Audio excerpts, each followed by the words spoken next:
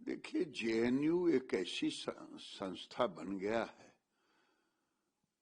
अगर ये चाइना में होता, इन सबको चौराहे पर खड़ा करके चाबुक मारा जाता। चाइना में होता, और ऐसे लोगों पर इतने कड़े कानून लगना चाहिए। जेएनयू आज क्या हो गया है, जब समझिए राहुल गांधी के टुकड़े टुकड़े गैंग है। Rahul Gandhi JNU, JNU Rahul Gandhi. आज राहुल गांधी के साथ अर्बन नक्सल, और अर्बन नक्सल का नर्सरी बन गया है जेएनयू।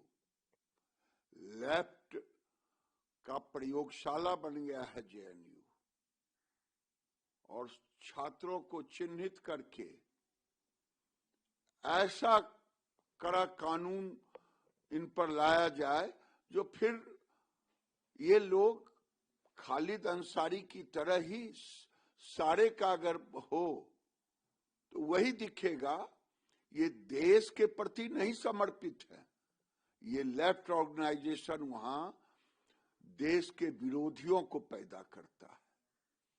और जो घटना कल घटी है, एबीपी के लड़कों को जिस ढंग से, एबीपी का लड़का कहें या नॉन लेफ्टिस्ट लड़के, जो वहां नॉन लेफ्टिस्ट हैं उसको ये लोग एबीपी कहते हैं। जो लेफ्टिस्ट नहीं है उस लड़के को ये पीटते हैं, मारते हैं, डराते हैं। इन पर कड़ा कानून केस लगना चाहिए, जो जेल में रह जाए। तमिलनाडु में चुनाव है और वहां पर जो सत्ताधारी दल है डीएमके, उसके नेता उदयनिधि स्टालिन वो कहता है कि पीएम मोदी क्या उनके पिताजी भी अगर आ जाए तो भी वो चुनाव नहीं जीत सकते हैं। यहाँ पर अहंकार रावण का नहीं रहा है, यह स्टालिन और स्टालिन के बेटे का अहंकार कहां से रहेगा। इस देश में अहंकार किसी का नहीं रहा है, और ये स्टालिन का अहंकार टूटने वाला है। मोदी जी के मां बाप को जो गाली देते रहे मोदी जी को, जनता उसका जवाब देती है। ये वहां की सरकार वहां के सामान्य लोगों पे दबाव डालती है। स्टालिन की सरकार वहां के मंदिरों को तबाह और बर्बाद कर रहा है। वहां के शिक्षण संस्थान, जो कभी वेद का पाठशाला होता था, आज वो मोदी के बाप भी आ जाए, अरे मोदी के बाप नहीं, तमिलनाडु की जनता जो मोदी का माय और बाप है वो आपको हराएगा।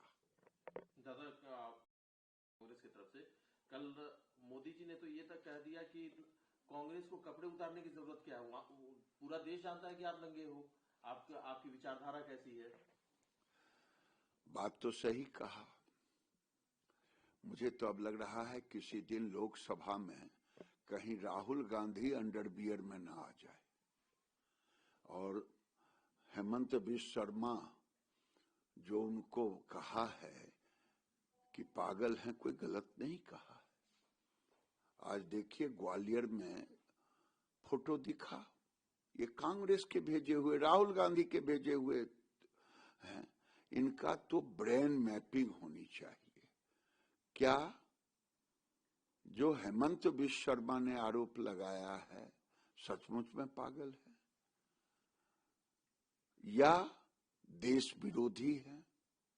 ये देश विरोधी अगर हैं तो इन पर कानूनी कार्रवाई हो, अगर कुछ गड़बड़ है तो चिकित्सक से, मानसिक चिकित्सक से इनका इलाज हो, क्योंकि पूरे कांग्रेस को ये बर्बाद करके रख दिए हैं।